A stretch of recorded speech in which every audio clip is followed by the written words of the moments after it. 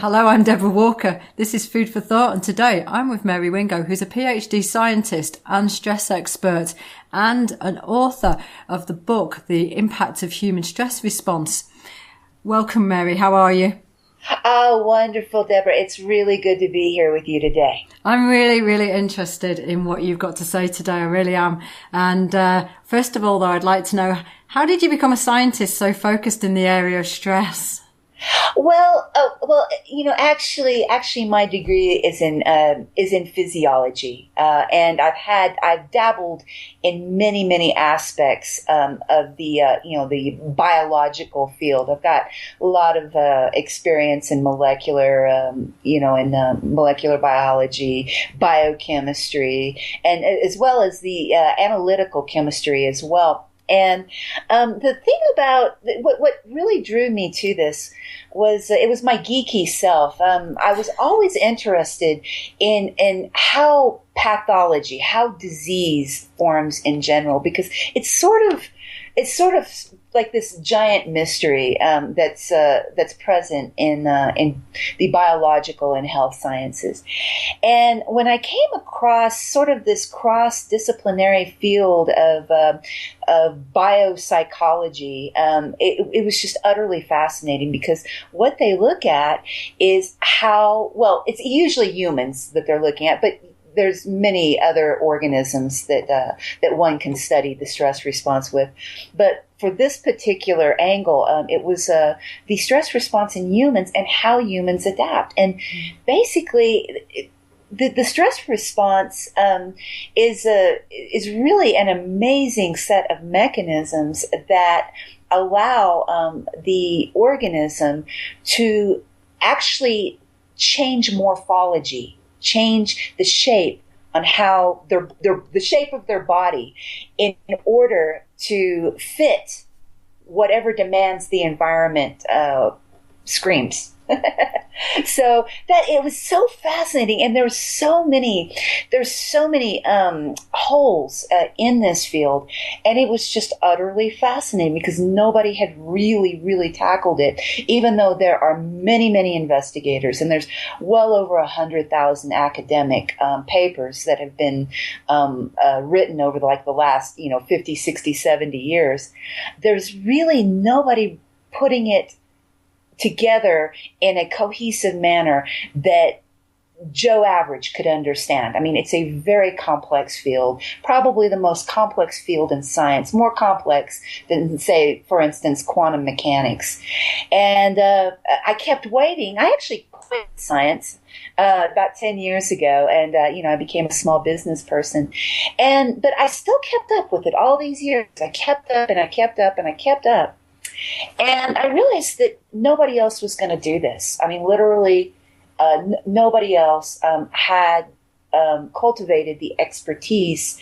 And at this point in time, your culture and my culture, it's very unstable right now. Mm-hmm. And stress-related diseases are just exploding all over the place, and shortening lifespans. And we're really having a problem with people dying early from preventable stress-related disease, as well as becoming disabled, families losing their primary breadwinner, and just these type of phenomenon it's a fairly recent phenomenon, especially in the last 50 years, and especially in the last, say, 10 or 20 years. Yeah. And nobody else was addressing this, and I'm thinking, oh God, I really don't want to write this book because I know that it's going to take a chunk of flesh out of me. Because it's a very complex subject, and I knew that it was really going to take a lot of concentration to finish up and do. But nobody else was doing it, and I figured we're sort of in a humanitarian crisis, and I just decided to do it. I did it. And so nobody else was going to do it. I mean, none of the pros out there were doing it. So, and people really need to understand what stress really is. Yeah, I absolutely agree. And you've made some key points there. One about the shape of the health and the body changes and adapts to the stress responses and because of the environment. The stress-related diseases that are most obviously increasing, yet it's being ignored that stress is a factor, and the shortening of the lifespans when we're constantly told that actually lifespan is increasing, but the quantity of life might be increasing, but the quality of life isn't increasing, and predominantly because of this stress that we're now experiencing that you're saying is a pretty recent phenomena. Well, actually, and again, I'm not sure if I would trust any data that our governments put out at this point. But this is kind of weird, but I've been studying actually obituaries in newspapers for quite a while. And I've noticed that there has been an explosion of like early deaths, and I'm like, well, it's not your usual, typical grandma, who, has lived, is 93 years old and, has lived a long life. I started seeing people, in their, like late 40s, 50s, early 60s. There's like a huge spike in early deaths. And so I'm not exactly sure how long we're truly living anymore, because in the U.S. it seems like I was attending a funeral every few months, and so I'm not sure exactly if we're actually living longer anymore, and especially with the explosion of stress-related diseases, and especially the explosion of mental health problems, which also cause other stress-related disease. So we've got a stress-related disease in the mental health arena, but problems in mental health cause further stressors, physiological stressors, which cause even more disease. So we're sort of in this like hopeless loop right now, because truly health professionals, many health professionals of all sorts, do not fully understand stress, and community leaders do not fully understand stress, and of course our leaders in our government, what use they are at this point, they do not understand how stress is actually doing a very good job of bankrupting our societies. So this is a very important topic for the average person to really get their head around, Deborah. Well, there's a couple of really interesting points there that you've made. One about the health professionals. My clinic base has about 20% of health professionals who are working in our what we call our National Health Service, and yes. They are here because they are under so much stress, interestingly enough, and they're coming to see a natural health professional. So, I'm seeing nurses and doctors who do not know how to actually manage their own stress levels, seeing me privately, which is interesting in itself. And then you're talking about the explosion in early deaths. I agree with you. I see a significant amount of early deaths happening around me. We're in our early 50s, and we're seeing a lot of people dying of illness, which shouldn't really be happening. And those people who are also very fit and supposedly on the outside look very healthy. Oh yeah. It's and the reason why, and I'm going to geek out for just a second, and just I'll re-explain myself if I'm going over anybody's head. So just stop me if I do that. But what stress actually is the rate of adjustment that we undergo in order to adapt to whatever environment we happen to find ourselves in. So there's two aspects, okay? And the way our culture pushes it is, stress is the individual problem. You just need to just do more mindfulness meditation, and it's going to solve everything. And believe me, I've been a practitioner of many different types of meditative practices over the last I don't know, 16, 17 years. And so that is a very, very important aspect. But there are other types of stressors that relate to the environment alone, okay? And so that's where we're seeing this explosion. I mean, we can put it directly on people's shoulders that, okay, it's your problem and your perception, that you have this problem with stress.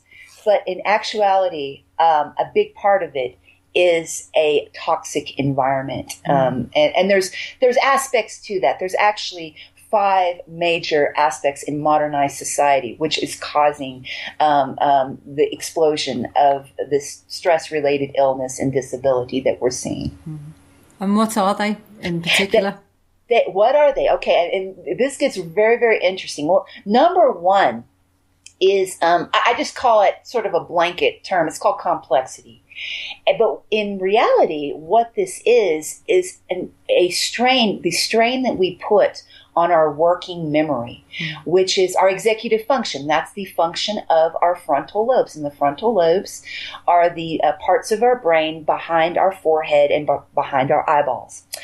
And what the frontal lobe is our primary stress response organ. It's not our adrenal glands, believe it or not. It's not our sympathetic nervous system. It is our autonomic nervous system in general. It is our frontal lobe, because our frontal lobes allow us to solve problems. It allows us to attenuate stressful stimuli in our environment. But the thing is, here's the key. A little bit of stress, again, we are constructed to adjust, and to adapt to our environment. So, that is all good. And that is what we're meant to do. But when we reach a very high threshold where we maintain high levels of circulating cortisol for a long period of time, what it does, it activates a set of receptors, a special set of receptors in our frontal lobe, and it actually causes our frontal lobes to start to shut down. So we start losing our problem-solving abilities, our ability to concentrate, our ability to create, solve problems, and as well as our emotional regulation ability. I wonder where mental problems with mental health come from. It all comes from stress. It all starts out from dysregulation of the frontal lobes. So, and there's a lot that we can go over with that, but I'll go to the next because this gets really deep. Now, this is something that a lot of your listeners are going to relate to. The second one is very interesting. It is inequality in society, so social inequality. And this is a very straightforward cause and effect relationship between stress and unequal society. So the thing is, whenever we have a hierarchy, which is really unfair, and the folks at the bottom are scrambling to get just basic resources, which we're seeing now in both Europe and the U.S. and most other modernized society. This is a problem with modernized societies. Then what happens is, remember I had described stress as we have to actually change the way our bodies are. We have to make them more plastic in order to readapt and reconfigure to whatever the environment wants from us. Okay, so when you're a head honcho, you can finagle your underlings to carry out much of your stressful activities in life. I mean, not everything, but most of everything. When you're at the guy at the bottom, I mean, you've got access to the worst jobs, the worst health care, you've got the worst working hours, the worst benefits. And so you're always having to be on your toes, okay? And being on your toes is good for the most part. But when you have to excessively be on your toes and adjust to the worst aspects of your society, then you have to become more plastic. And when you become more plastic, you lose structural integrity over time. And this is how the diseases explodes for us underlings. And this is a primary reason why we're seeing this in our cultures. Any questions so far? No, none at all. I'm just captivated. Oh yeah, no, seriously, people really need to know about this. Yeah. And then number three is closely related. It's loss of social capital. In our societies, we used to be much more socially oriented, and this is what I have learned from the very, very fine folks of Ecuador. They have far more amounts of social support networks, involvement in religious, social, political. They're very, very much into the political arena. And they'll drop a hat and there'll be 1 million Ecuadorians protesting in Quito at a drop of the hat. There's very strong solidarity, with this culture. And then they taught me a lot. Believe me, my own culture did not teach me this. I had to come down here to learn this. And so loss of social capital, again, makes individual members of a group, just like when you're an underling in a hierarchy, very vulnerable to stressors in the environment. Okay, so when you have a group of people, and like say, for instance, I'll give you the example of the giant earthquake we had several months ago. When you have a strong solidarity, individual members of the group aren't as vulnerable to the ravages of the environment. Okay, and again, when you are isolated and vulnerable, what happens? Your body has to become more jelly-like and plastic in order to absorb the shocks directly that the environment presents. When you're in a group, you have what I presume to be higher levels of the bonding hormone oxytocin, and oxytocin directly inhibits the fight or flight sympathetic nervous response. So we have a direct relationship right there.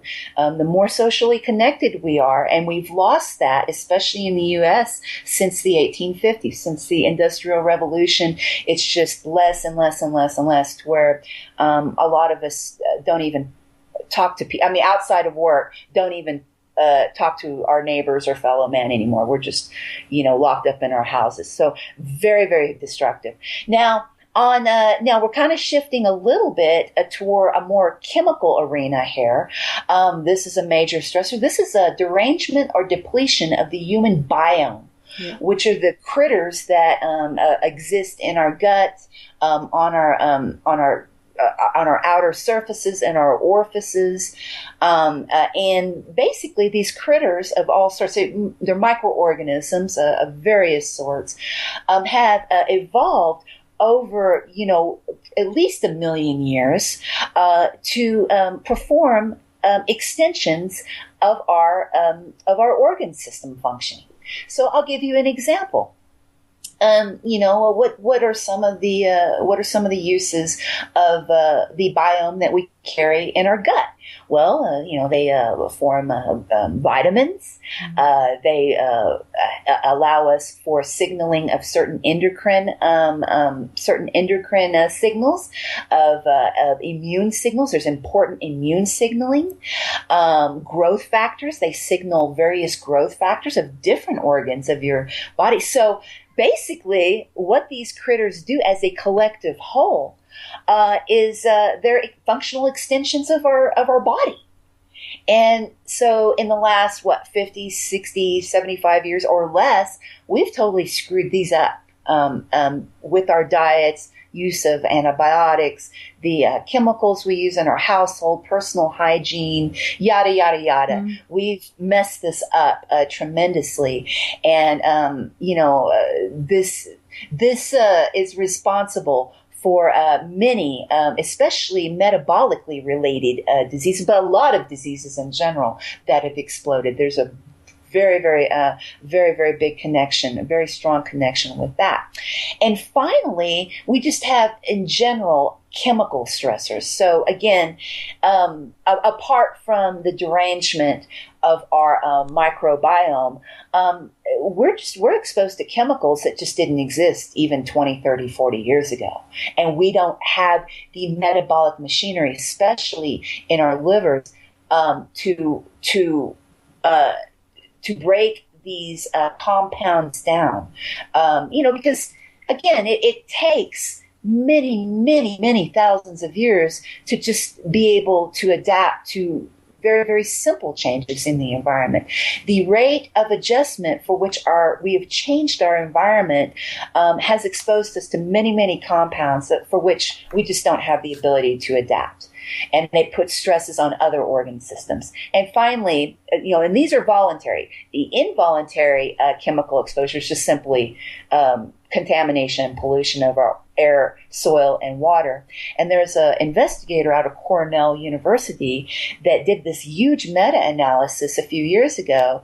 And he came up with, well, hey, probably around 40% of the deaths that we have in humanity, not just in modernized societies, are directly or indirectly due to exposure to pollution in our environment. So those are the 5 major reasons why we've seen this enormous explosion of stress-related illnesses. It's not all in your head. It's just partially in your head. A lot of it is we're trying to adapt chemically as well. It's an absolutely fascinating list. Now, let's just start there with the loss of social capital. It's clear in so much research that isolation is a cause of mental illness, and we're seeing huge amounts of mental illness. It's constantly growing. Suicide rates in certain age groups are increasing far more than I want to even think about, to be honest.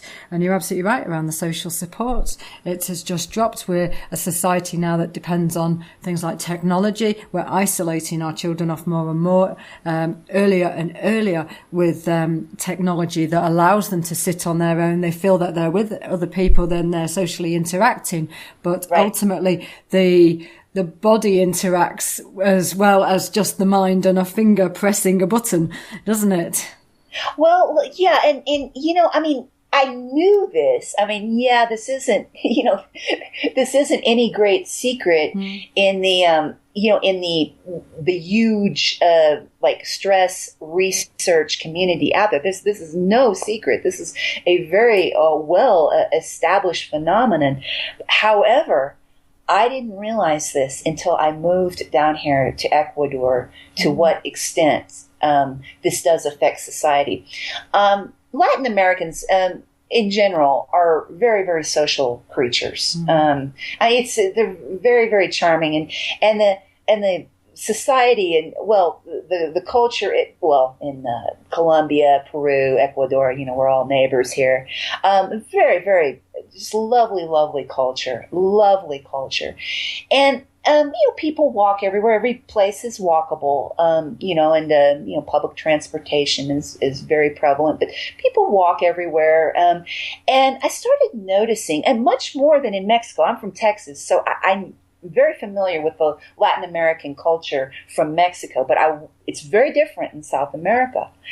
And I started noticing, because I'm walking everywhere, and everyone's like, good morning, good afternoon, good morning, and you're just sitting in a park. People just come up and start talking to you, like, well, who are these people? Why are these people wanting to be my friend?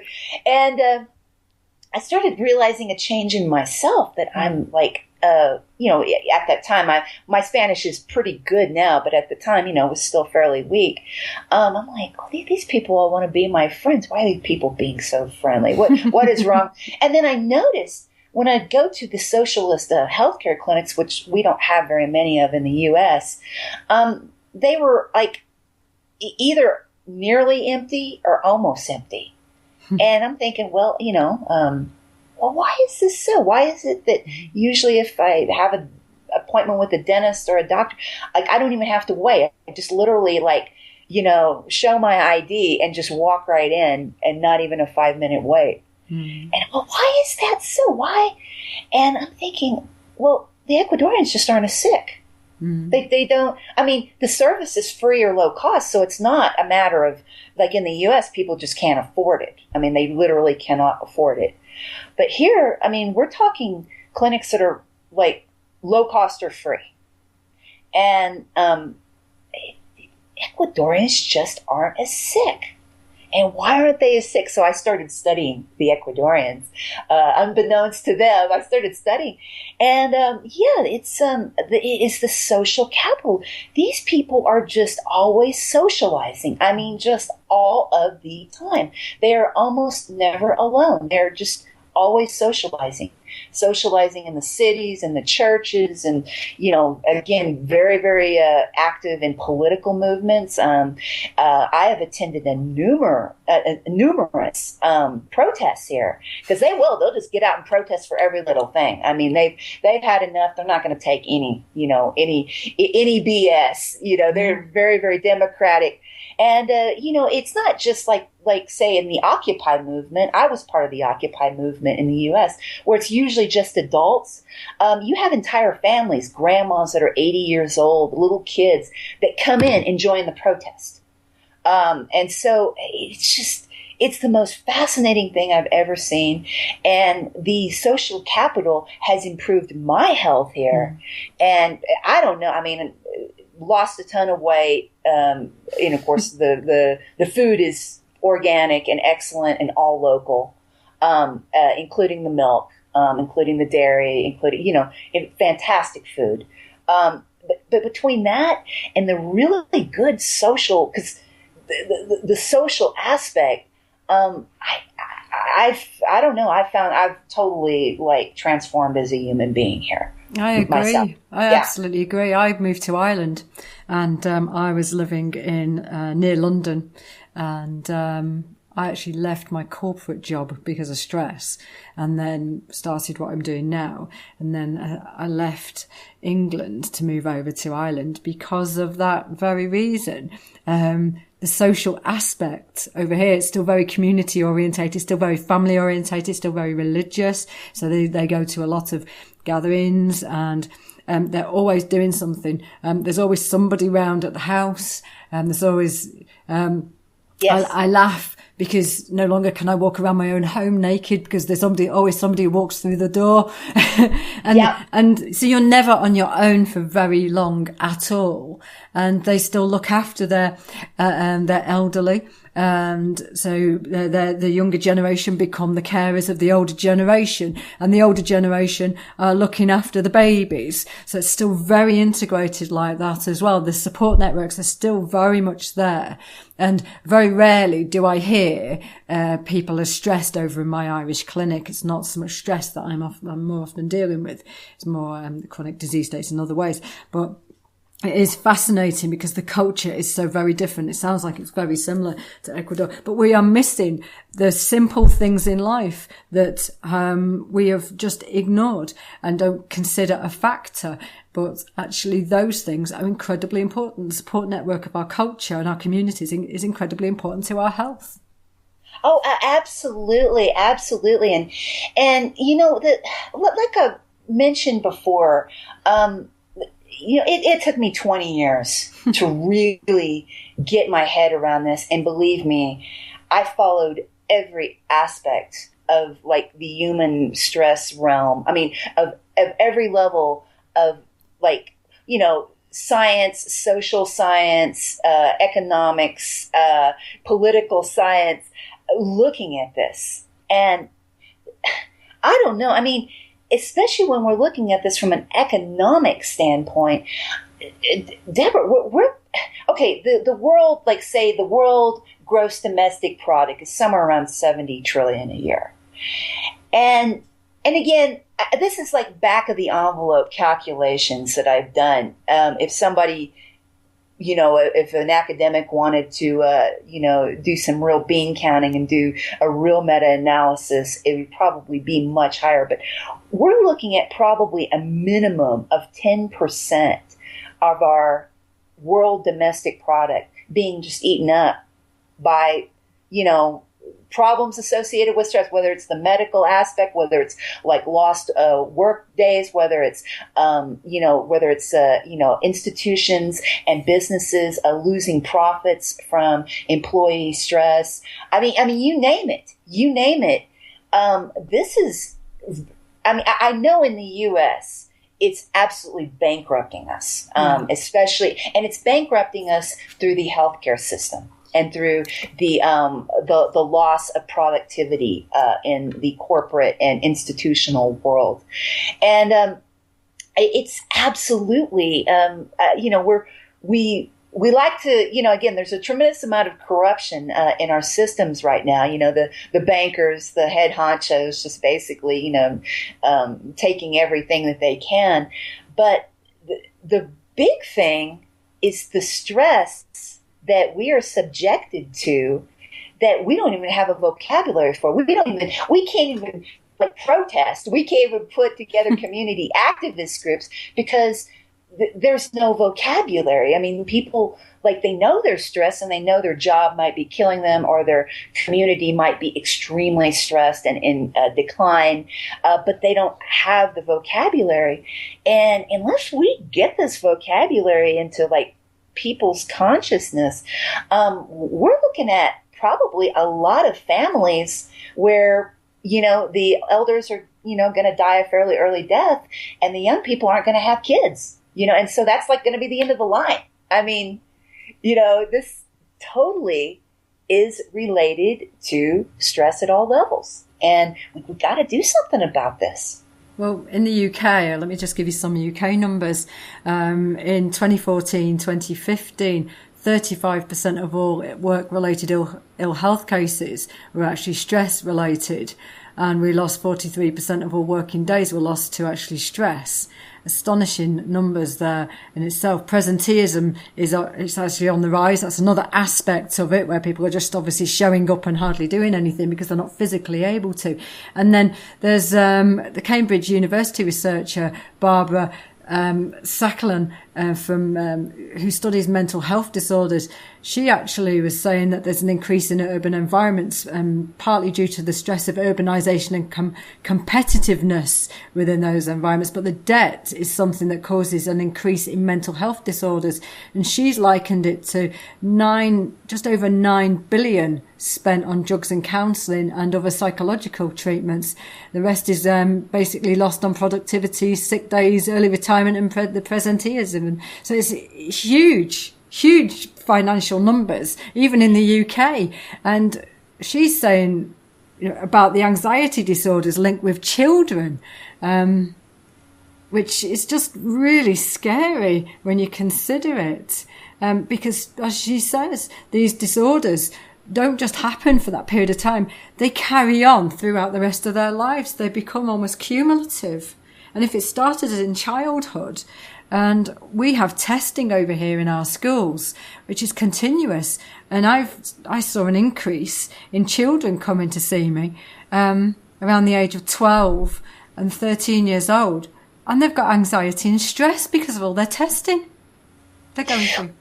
Yeah. Well, and again, that falls under the over taxation of the executive functioning frontal lobe. Mm-hmm. One thing that we like to do in our so-called advanced societies, we like to wear overscheduling and multitasking like it's a badge of honor, and exhaustion like it's an overwork. Deborah, this is a new phenomenon. Mm-hmm. This is not how we were originally constructed. Now, again, we're supposed to have stress, but it's supposed to be periodic. It's not supposed to be a grind every day. And the fact is that honestly, I don't see this overwork, overstress, especially of undeveloped premature brains, and just putting this immense amount of multitasking and cognitive load. You're always having to think of something. This is not how we're constructed.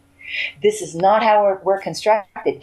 And with this is, ultimately, I mean, we think we're being more productive, but ultimately what it does is that it causes stress-related mental illness of all sorts. Okay, so this isn't just anxiety.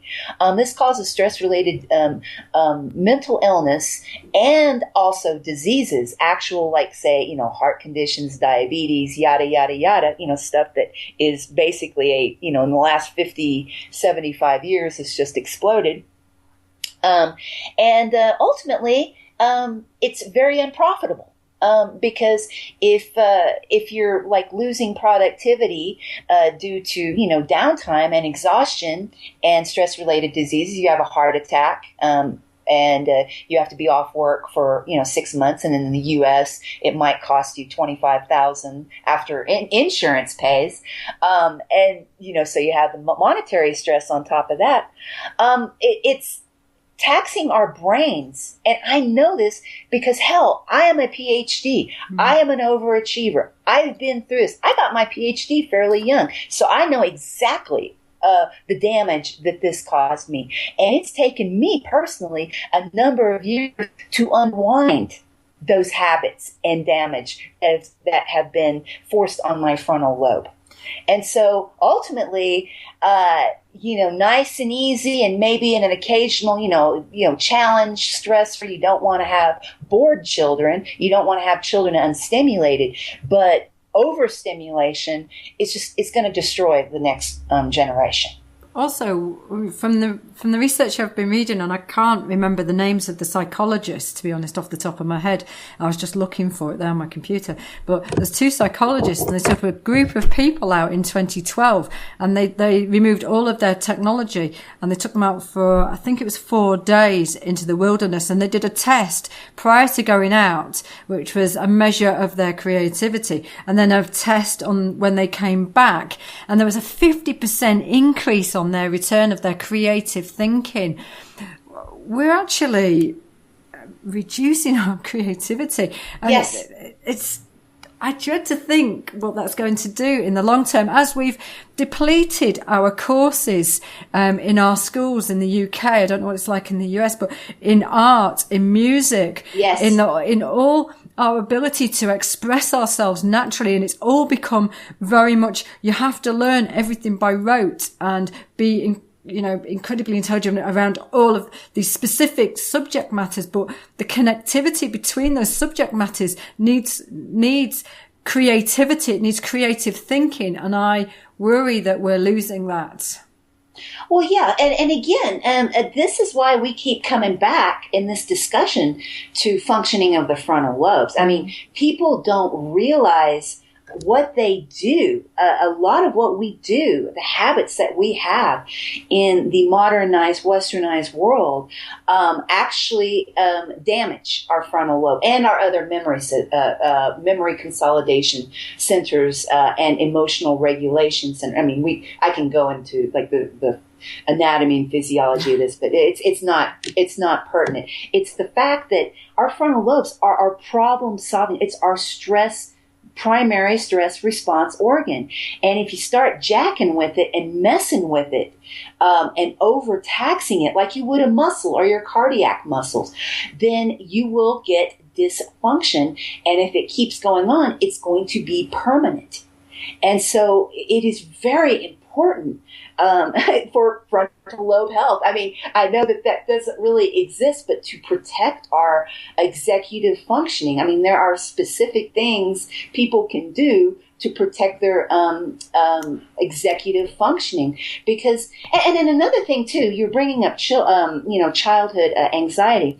We have this amazing, very, very, it's a longitudinal study. It's been, I think, going on 20, 30 years. It's called the Adverse Childhood Experience. It's the ACE study, where it's just it's a very, very simple questionnaire of 10 questions of, like, say, were your parents divorced? Were you exposed to violence in the home?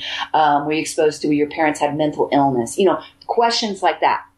And what they have found is basically a stair-step 1-to-1 correlation with the more questions that are answered from 0 to 10, especially when the affirmative is like 4 questions or above.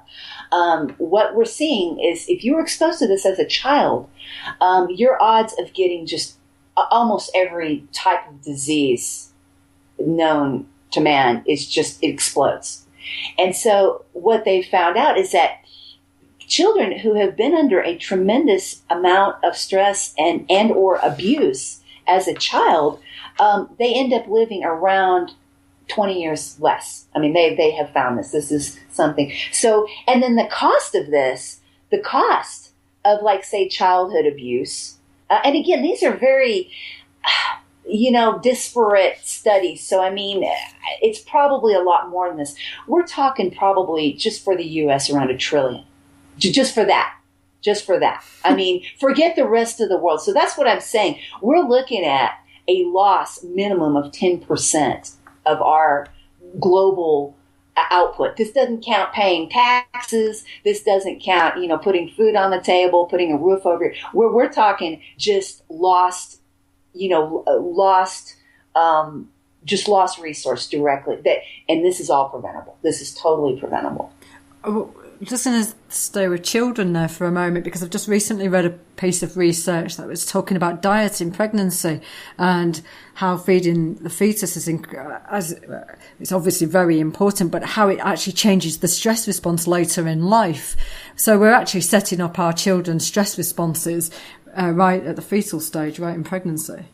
Oh, yeah. And of course, the mother's stress response, the circulating cortisol and adrenaline levels directly affect the fetus as well. Oh, definitely. Definitely. And again, we consider it a lot of moms, again, consider it a badge of honor to work their stressful corporate jobs until they're about ready to drop their kid. And again, studies have been done with this, mm-hmm. and women who even work, say, basic office jobs with, very little stress, just maybe as like library work, even women that work very so-called low stress jobs until the end of their pregnancy have a tremendous rate of problems, whether it's problems with the fetus or, eclampsia, gestational diabetes. And then forget women who are like on the high power corporate route. This causes a lot of problems. Really, women aren't meant to just push it that hard when they're pregnant. You're kind of meant to sort of somewhat take it easy, and not just be constantly exposed to this. So yeah, I mean, we're setting ourselves up. In fact, we've already set ourselves up for a endemic humanitarian crisis. Well, you only have to look at the infertility rates, don't you, really, to actually understand that. How many kids are we having now? Seriously, like. Look at your own family. Look at, say, friends and children of friends, millennial, Generation X. Are the women having 2.1 children per woman just to maintain population levels? I mean, no.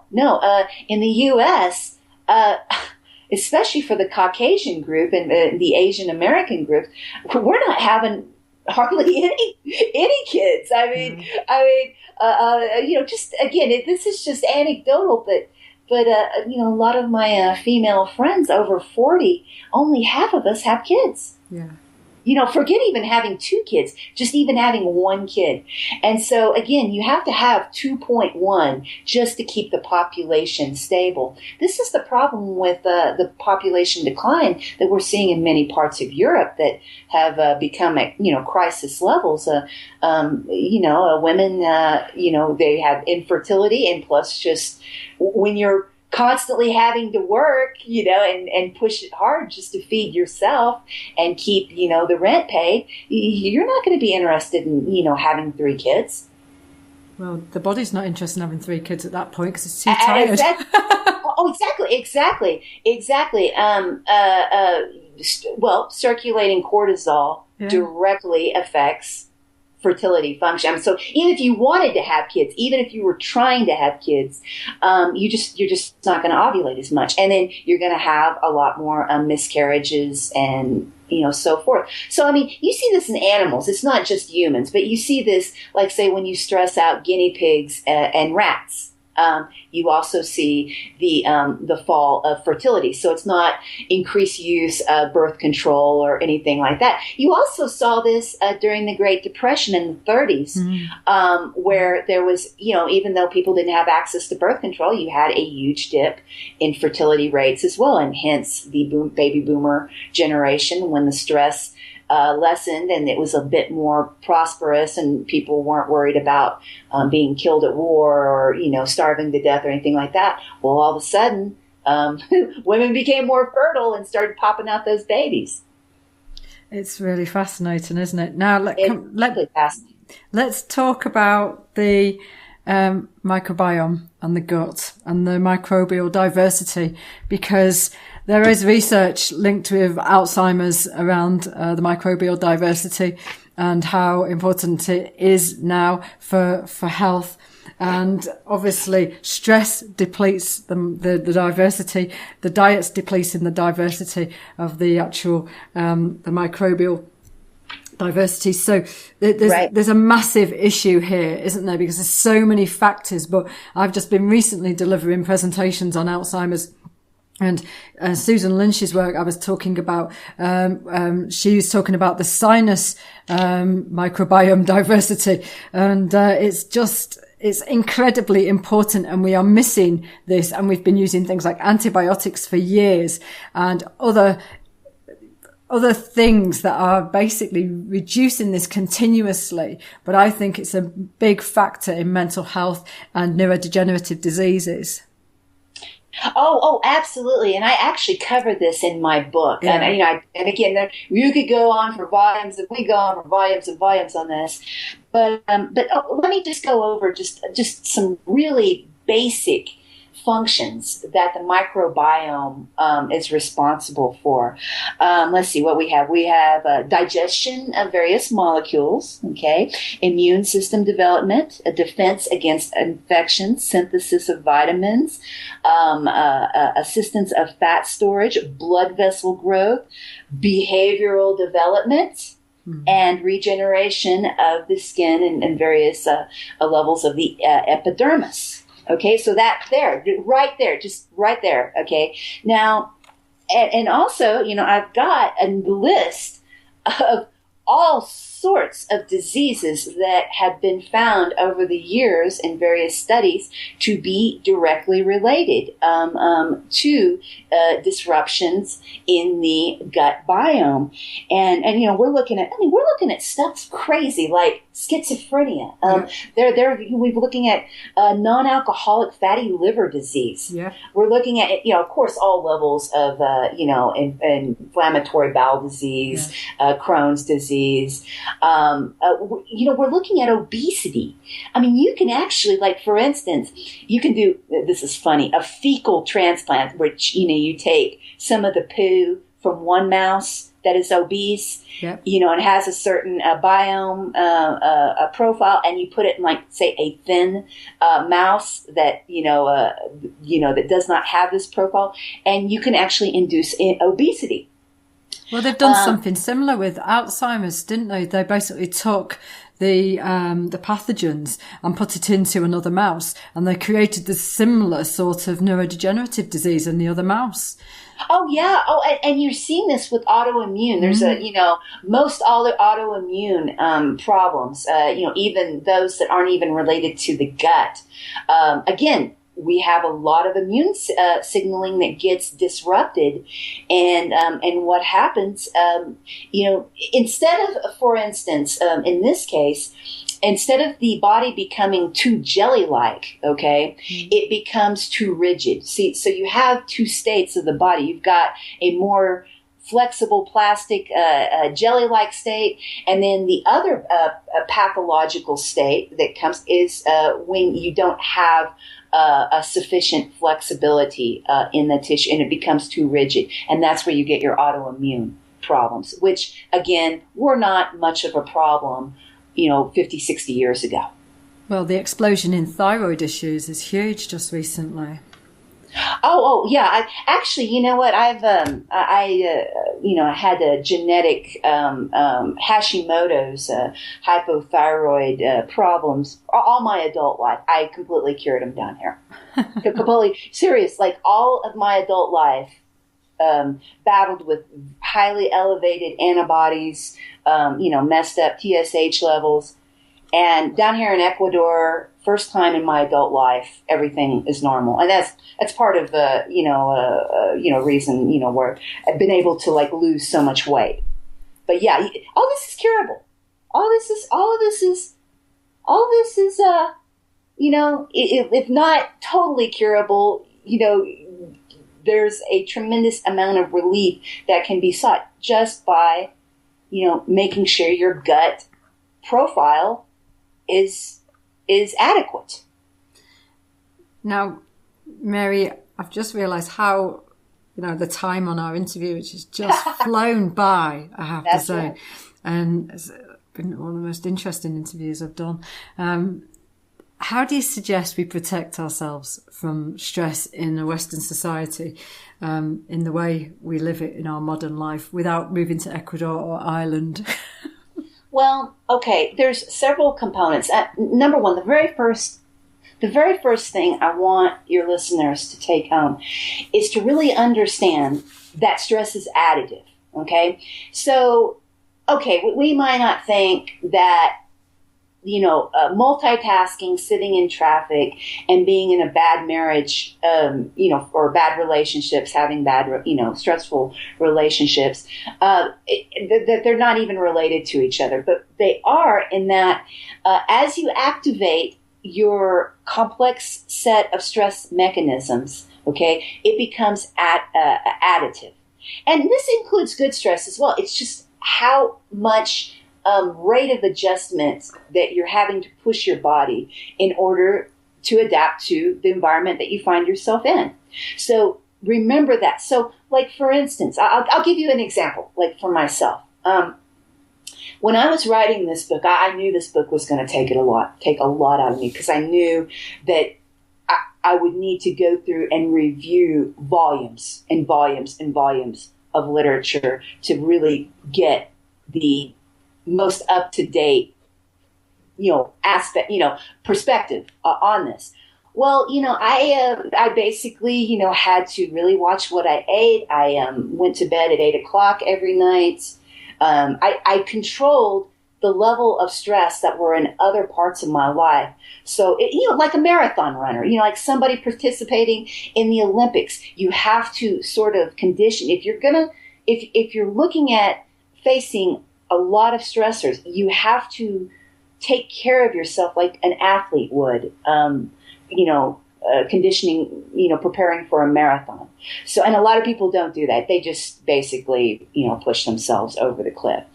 And then I also have, in the beginning of my book, a basic framework, and I'll probably expand on this at a later time in the future, but a framework of stress management. And what it truly comes down to is just making an itemized list, like you would a food diary or a money budget if you're trying to go on a money diet.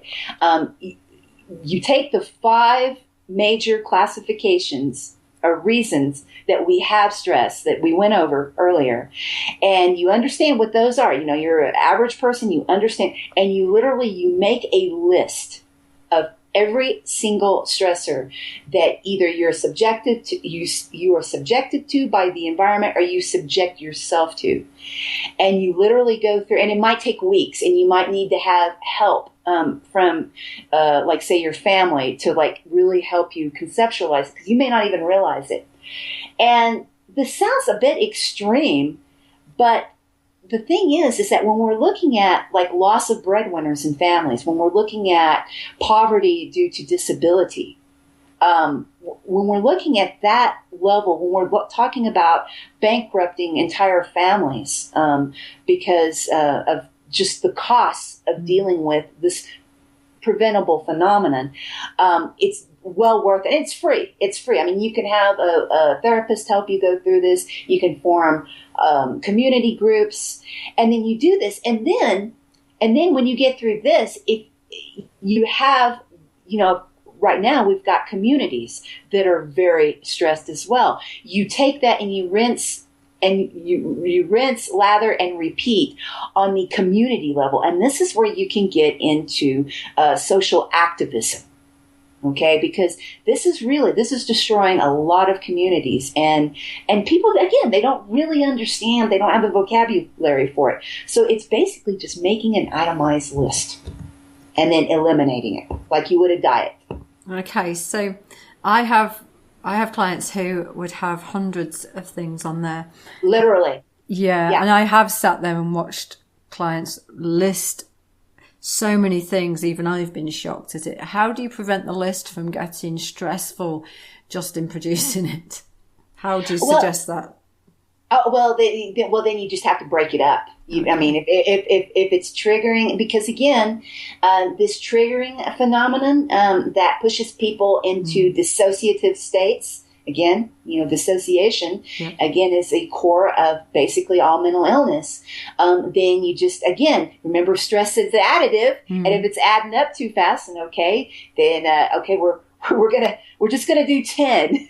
This time, and then they're going to wait, because they're going to start thinking of everything that stresses them out, and they could get very, very triggered. Yes. And you just have to really just, you have to treat yourself like a young, child in pain. You have to, you wouldn't push a child who's stressed out in pain, over, telling them to, buck up and get it together. You have to really, really practice a lot of self-compassion in this exercise, because there's no other way. There's no pill that's going to do that. And if we don't do anything about this, then we're looking at, outright extinction of certain communities. I mean, that's quite interesting. How do you stop from, you decide to do meditation, you decide to do yoga, you decide to go and do Pilates and at the gym, you decide to go and make better food for yourself, and it becomes part of a bigger and bigger and bigger to-do list. And then, almost, I do have clients who show up and they'll say, their to-do list is just stressing them out of the things they're doing for themselves. How do you suggest they bring in some of these elements and balance in a balanced way? Well, again, for a lot of people in our society, probably a lot of your clients, it's a lot of it's going to be, again, overtaxing of the frontal lobe. Okay. And I know for me, and again, I don't expect anybody to be like me.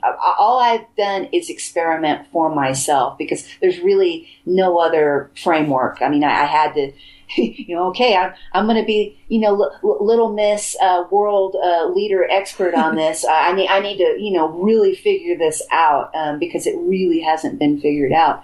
But literally, I've followed the Henry David Thoreau route, who was the guy who coined the philosopher, I should say, who coined simplicity.